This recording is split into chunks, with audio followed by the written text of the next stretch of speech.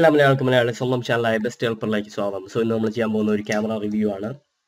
Camera review ചെയ്യുന്നതിന് മുമ്പ് രണ്ടൊന്ന് കാര്യം, അതിൻ്റെ പ്രൈസ്, അതിൻ്റെ റിവ്യൂസ്, അതുപോലത്തെ കാര്യങ്ങൾ നിങ്ങളെ കാണിക്കാൻ പോവുകയാണ്. സോ ഇതുവരെ ഞങ്ങളുടെ ചാനലിൽ വന്ന് നിങ്ങൾ അസ്തള വിയസ്ത ബേബി എന്ന് പറഞ്ഞ ചാനലിൽ പോയി സബ്സ്ക്രൈബ് ചെയ്തിട്ടില്ലെങ്കിൽ സബ്സ്ക്രൈബ് ചെയ്യുക. അതിനായിട്ട് ഞങ്ങളുടെ ചാനലിൽ വരിക, അല്ലെങ്കിൽ യൂട്യൂബിന് തൊട്ട് താഴെ ലിങ്ക് ഉണ്ടാവത്തെ ക്ലിക്ക് ചെയ്ത് കഴിഞ്ഞാൽ ഇവിടെ വരാം. ഇവിടെ വന്ന് ഇവിടുത്തെ ക്ലിക്ക് ചെയ്ത് കഴിഞ്ഞാൽ ആ ചാനലിൽ പോയി സബ്സ്ക്രൈബ് ചെയ്യുക. ആ ചാനലിലാണ് ഞങ്ങൾ പുതിയ കുറേ അടിപൊളി വീഡിയോസ് വരാൻ പോകുന്നത്. സോ മറക്കാതെ തന്നെ ഈ ചാനലിന് സബ്സ്ക്രൈബ് ചെയ്യുക.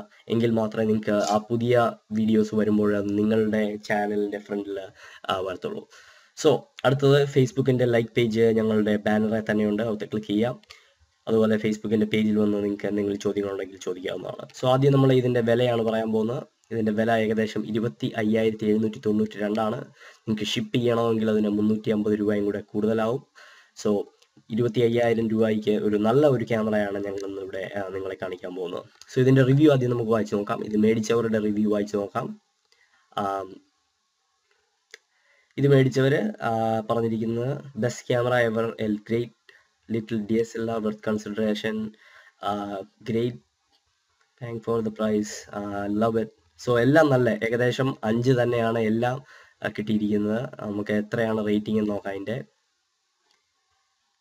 ഏകദേശം 479 പേര് 5 സ്റ്റാറും കൊടുത്തു.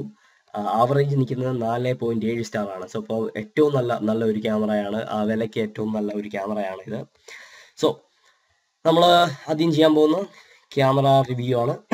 നിങ്ങൾ ഇതുവരെ ഒരു DSLR ഉപയോഗിച്ചിട്ടില്ല എങ്കിൽ തുടങ്ങേണ്ട ഒരു ക്യാമറ ഇത് തന്നെയാണ്. ഇതാണ് ഏറ്റവും നല്ല ഒരു തുടങ്ങാൻ പറ്റിയ ഒരു ക്യാമറ. ഇതിൻ്റെ ഫീച്ചേഴ്സിലോട്ട് പോകുന്നതിന് മുമ്പ് നമുക്ക് കുറേ ബേസിക് ആയിട്ടുള്ള കാര്യങ്ങൾ.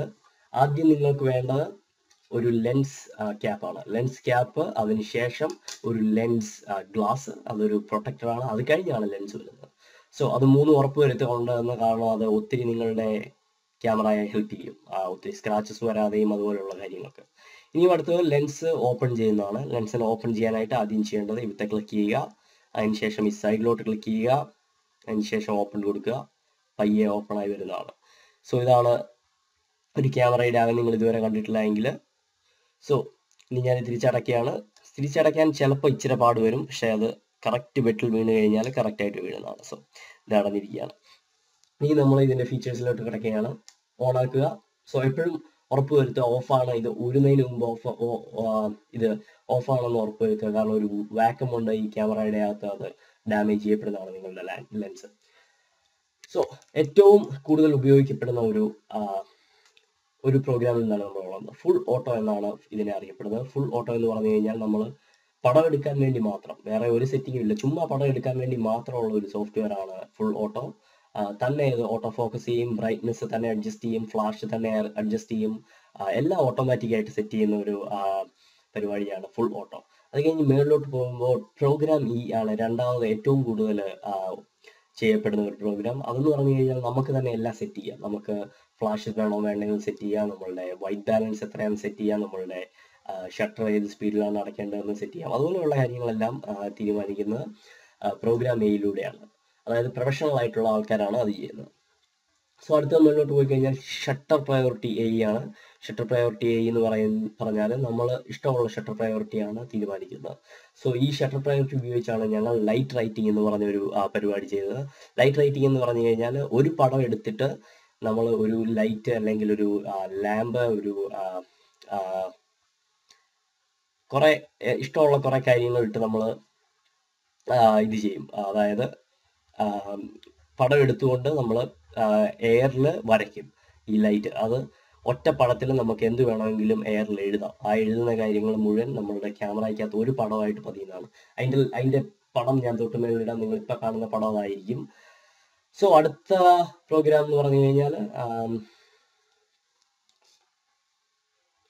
അടുത്ത പ്രോഗ്രാം നമ്മളുടെ നോക്കുമ്പോൾ അപ്രോച്ച് പ്രയോറിറ്റി തന്നെയാണ്. അത് ബാക്ക്ഗ്രൗണ്ട് ബ്ലറൊക്കെ മാറ്റുന്ന അത് കഴിഞ്ഞ് 2-3 എണ്ണമുണ്ട്. അപ്പേച്ചർ ഡെപ്ത്, അതുപോലെ മാനുവൽ എക്സ്പോഷർ, അതുപോലെ കുറേ കാര്യങ്ങൾ.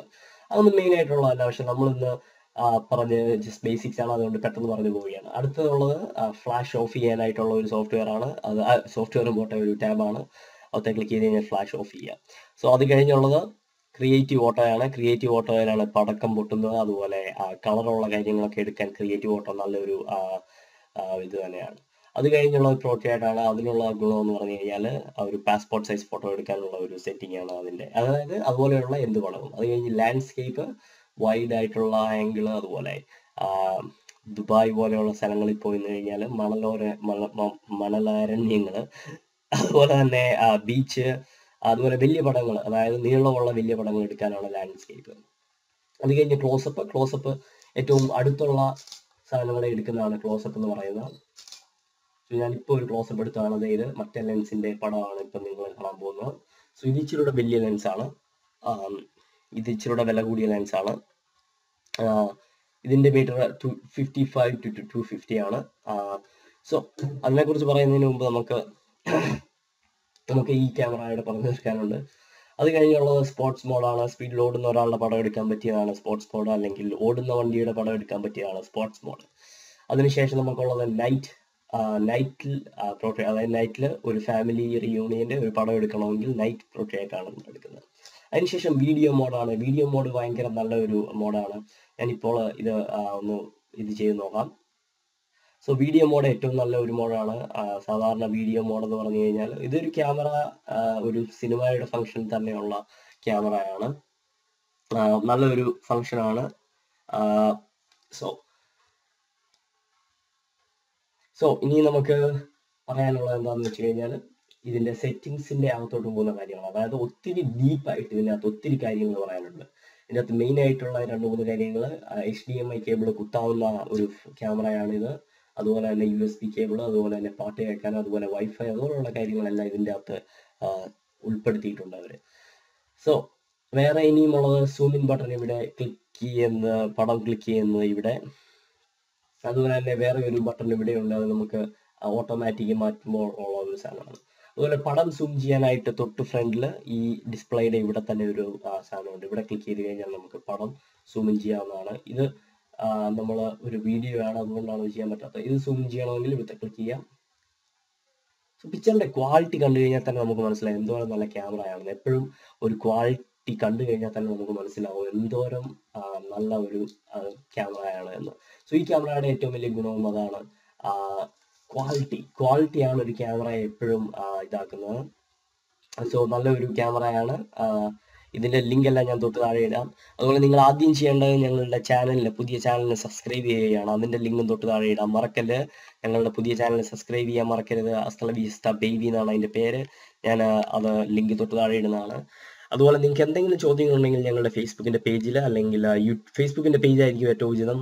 അവിടെയാണ് ഞങ്ങൾ ഏറ്റവും കൂടുതൽ ആൻസർ എല്ലാവരുടെയും ചെയ്യുന്നത്. സോ അവിടെ തന്നെ നിങ്ങൾ വന്ന് ഞങ്ങളോട് ചോദിക്കുക. അതിന്റെ ലിങ്ക് തൊട്ട് താഴെ ഇടാം. ഫേസ്ബുക്കിന്റെ ലിങ്ക് സ്കിപ്പ് ആഡ് കൊടുക്കുക എങ്കിൽ മാത്രമേ ഞങ്ങളുടെ പേജിൽ വരത്തുള്ളൂ. ഈ ക്യാമറ നല്ലൊരു ക്യാമറയാണ്.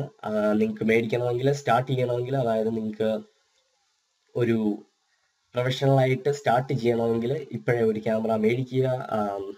25,000 രൂപ എന്ന് പറഞ്ഞത് ഇതുപോലത്തെ ഒരു ക്യാമറയ്ക്ക് വലിയ വിലയല്ല. ഈ ഒരു സമയത്ത് ഇപ്പൊ കുറഞ്ഞു നിൽക്കുകയാണ്. ഒരു 2 വർഷം മുമ്പ് ഇത് മേടിക്കണമെങ്കിൽ നിങ്ങൾ 50,000 രൂപയ്ക്ക് അടുത്ത് കൊടുക്കണം. 3-4 വർഷം മുമ്പ്. സോ ഇപ്പോൾ ഇതിന് വില കുറവാണ്, നിങ്ങൾക്ക് വേണമെങ്കിൽ മേടിക്കാം. ഞാനൊരു ലെൻസ് എക്സ്ട്രാ മേടിച്ചു. കാരണം ലെൻസ് ഞാൻ ഒത്തിരി വെളിയിൽ പോകുന്ന ഒരാൾ. ഞാൻ അടുത്ത വർഷം കേരളത്തിൽ വരാനാണ് ഇരിക്കുന്നത്. അപ്പോൾ എനിക്ക് കുറെ പടങ്ങൾ ഷൂട്ട് ചെയ്യാനാണ് ഈ ലെൻസ്. ഞാൻ ഒരു ലെൻസ് ഇവിടെ മേടിക്കുന്നുണ്ട്. അത് ഇച്ചിരി വലിയ ലെൻസ് ആയിരിക്കും. അതിന് ഏകദേശം 1,200 രൂപയാണ്, $1,200 അതിന്റെ വില. സോ അത് നമ്മൾ നോക്കുകയാണ്, അത് ഡീല് വരാൻ നോക്കിയിരിക്കുകയാണ്, എന്നിട്ട് മേടിക്കാനാണ്. സോ ഞാൻ 2 ലെൻസ് മേടിച്ചു. നിങ്ങൾക്ക് ഒരു ലെൻസേ ആവശ്യമുള്ളൂ. ഈ ഒരു ഒറ്റ ലെൻസ്, വിത്ത് വരുന്ന ലെൻസ് മാത്രമേ ആവശ്യമുള്ളൂ. മറ്റേ ലെൻസ് പിന്നെയാണല്ലോ മേടിക്കാം. സോ ഈ ക്യാമറ ആദ്യം മേടിക്കാൻ ശ്രമിക്കുക, അതാണ് ആദ്യം ചെയ്യേണ്ടത്. സോ ഇനി നിങ്ങൾക്ക് എന്തെങ്കിലും ചോദ്യങ്ങളുണ്ടെങ്കിൽ ഞങ്ങളുടെ പേജിൽ ചോദിക്കാവുന്നതാണ്. ഇതിന്റെ ഫോട്ടോഷോപ്പ് എഡിറ്റിംഗിന്റെ ഒക്കെ ട്യൂട്ടോറിയൽ ഞങ്ങൾ നേരത്തെ ചെയ്തിട്ടുണ്ട്. നിങ്ങൾക്ക് ഞങ്ങളുടെ യൂട്യൂബിന്റെ പേജിൽ പോയി കഴിഞ്ഞാൽ നിങ്ങൾക്ക് അത് കാണാവുന്നതാണ്. മറക്കാതെ തന്നെ എന്തെങ്കിലും ചോദ്യങ്ങളുണ്ടെങ്കിൽ നിങ്ങൾക്ക് ചോദിക്കാം. പുതിയ CS6 ഇൻസ്റ്റാൾ ചെയ്യുന്ന വിധം ഞങ്ങളുടെ ചാനൽ ചെയ്തിട്ടുണ്ട്, പോയി കാണുക. അതിലെന്തെങ്കിലും ചോദ്യങ്ങളുണ്ടെങ്കിൽ ചോദിക്കുക. Thank you guys. Facebook page like ചെയ്യുക, പുതിയ ചാനൽ സബ്സ്ക്രൈബ് ചെയ്യുക, ലിങ്ക് തൊട്ട് താഴെയുണ്ട്. Thank you guys.